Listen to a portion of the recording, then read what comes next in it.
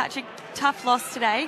Probably a reoccurring thing is that second half performance. What do you take from the game today? Yeah, look, it's frustrating, not going to lie. It's one of those things at the moment where, the first half we're playing, great footy, and then we just can't sort of keep carrying that through in the second half. So, to be honest, we got to own this at the moment. It's something that keeps rearing its head, and the only way you can change this sort of stuff is going at it and actually performing in the second half. So until we do that, we know what the narrative will be.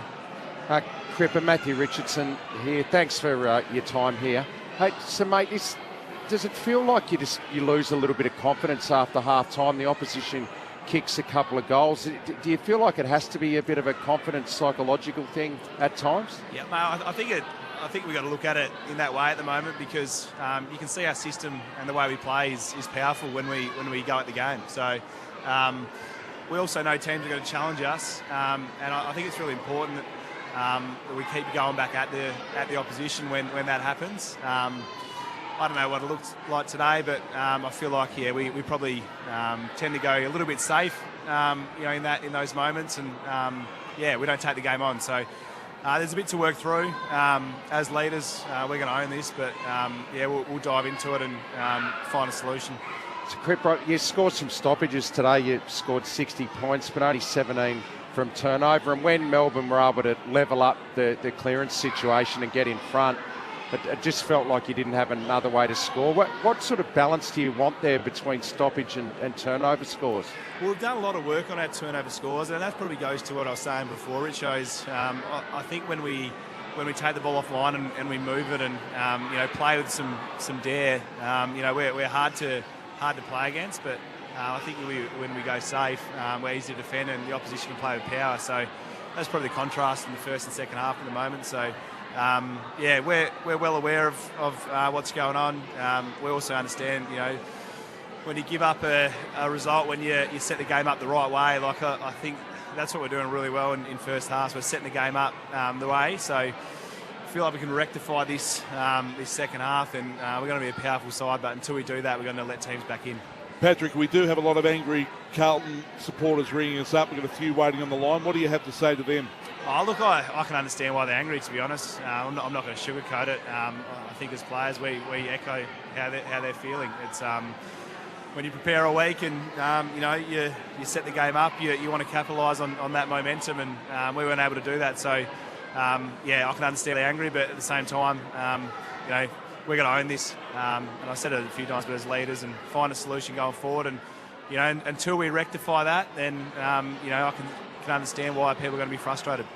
So what does Fossey say at halftime, Cripps? Because it is a trend, and you guys know that. I mean, clearly you look at that. Does he change anything at halftime? Does he change his messaging? How does it come out when you walk back out in the third quarter? Yeah, it's such like a lot of the times at halftime the game's set up the way we want it. So we're just sort of doubling down on the messages that put us in that position. So I think he's doing all he can. I think it's up to us as players now to execute and keep going at the game. So, look, mate, we'll do some digging.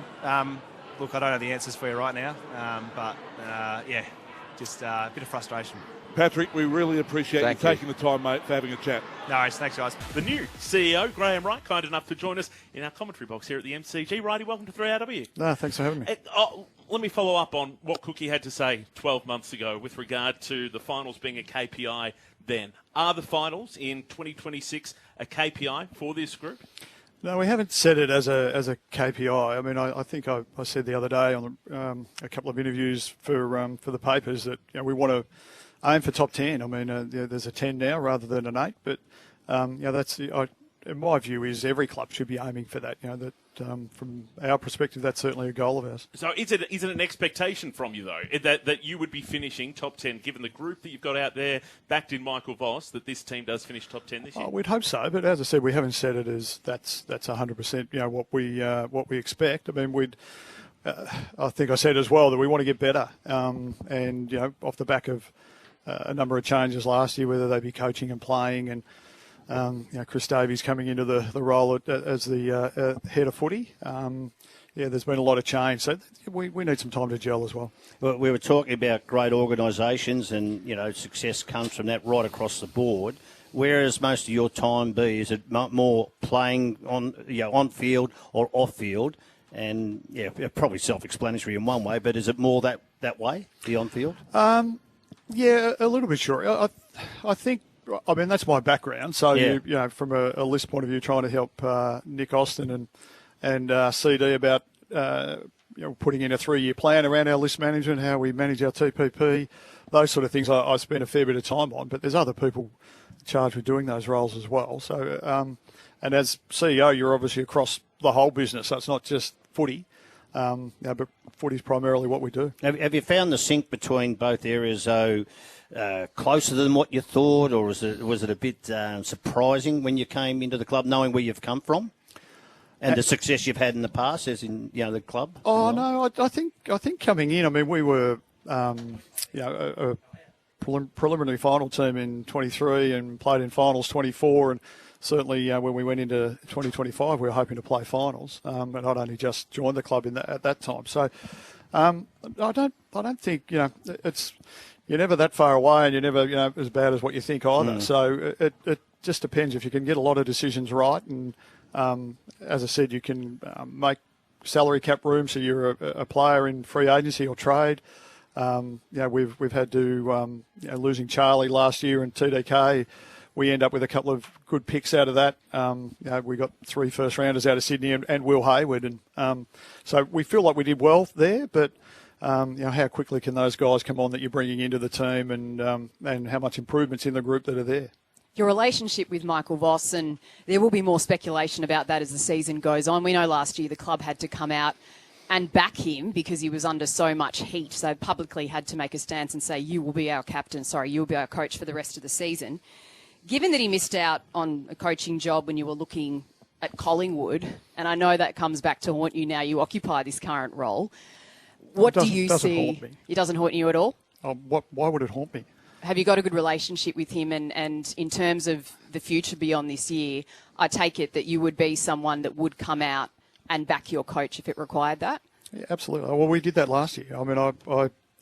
We did a semi-review last year of where we were headed as a football club and a football department, and we made it pretty clear that Vossi was our guy going forward, and we were doing a lot of things right, and it wasn't just about one person. It wasn't just about Michael, and we made some change around that, around coaching, and we also made the change with Chris Davies coming in, and so no, nothing to do with Michael's a great person and a great leader, and he's our coach, and we're really aligned on going forward with him and providing him everything we possibly can, to be successful and make the club successful. But it's the measurements are not just about winning and losing. We know winning and losing is the reality of the game, and we're in that industry. But are we getting better in all areas of the club? And that can be innovation, it can be recruiting and list management, it can be high performance, it can be coaching. It's everything. We've been having this conversation about, in relation to Essendon, admittedly, but it's not just about winning and losing. It's about the margins by which you're winning and losing. Would you agree with that? Does that play into it?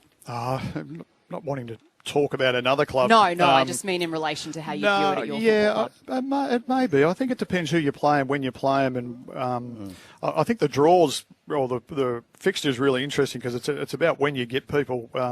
You look at Brisbane in the first couple of games of the year, where they started really well, but then Sydney get them when they've got 3 players out and a couple of injuries, and Sydney are playing really good football, by the way. But so I think it depends when you get teams and how they're travelling at that moment, and how you're going as well. I think we've only got 1 or 2 or 3 players unavailable today, so we've got pretty close to our best group available. Which and then it's up to the coaches who they pick. But we feel like we've got a good group in today, and we should be really competitive. Righty, when you did that semi-review late last year, there was a lot of speculation around that perhaps there might have been an approach to Craig McRae and his management. Was that wasn't the case? Didn't happen. Right.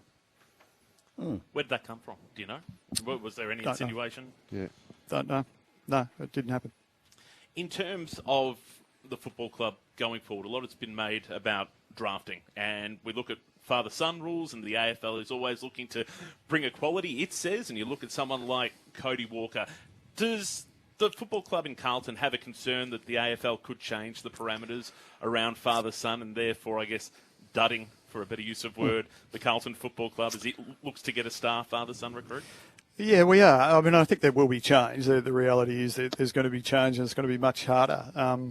And to be honest, from my own personal perspective, I feel like that's the right decision across the board, that clubs pay a higher price. What we're pushed forward to the AFL is there should be a runway with that for clubs to be able to prepare. You're bringing in...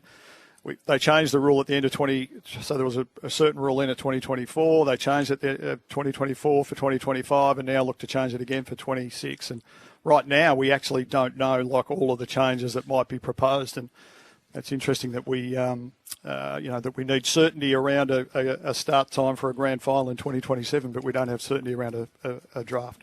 What about the game now? We've seen all the new rules are in place, but we're talking about hamstrings, we're talking about performance managers and whatever. Is it too small a margin to just say in three games or whatever it is now to say we're going to make changes in these areas, or you're looking into it straight away because you know it's going to come, or is it coming? As I said, our availability's been okay, but we've only played 2 games, so we're. I think the window is a bit small. I think you need a bit more of a sample size to see. I've always felt that the game is quick at the start of the season, regardless of what year it is, and maybe it's. We were talking the other day about our high speed running is up from last year, but would it have naturally been up without the rule changes? I'm not sure, but overall. The rule changes, I think, need a chance to settle as well and see where it lands in another 4 to 6 weeks. I know you have to get off to another commitment. No, you're right. Just very quickly, there was a CEO's meeting during the week. It was reported at that meeting. It was spoken about the global fuel crisis at the moment. Could there be issues with clubs getting interstate? Is that a concern for the clubs at the moment, or has it been a bit blown out of perspective with what's been reported and this potential for hubs and what would happen from here if there was a fuel shortage? No, I haven't heard it. Well, I mean, it did get brought up around, as much as anything, the cost of living and the things that everyone's facing day to day, and the expense of potentially going to games and those type of things. It was brought up around the fuel price, the airlines, but. I think everything that we've got is locked in, so there's really no concern amongst clubs at the moment that we could see a halt to the season or anything like that. There's no nothing as contingencies extreme as that. No.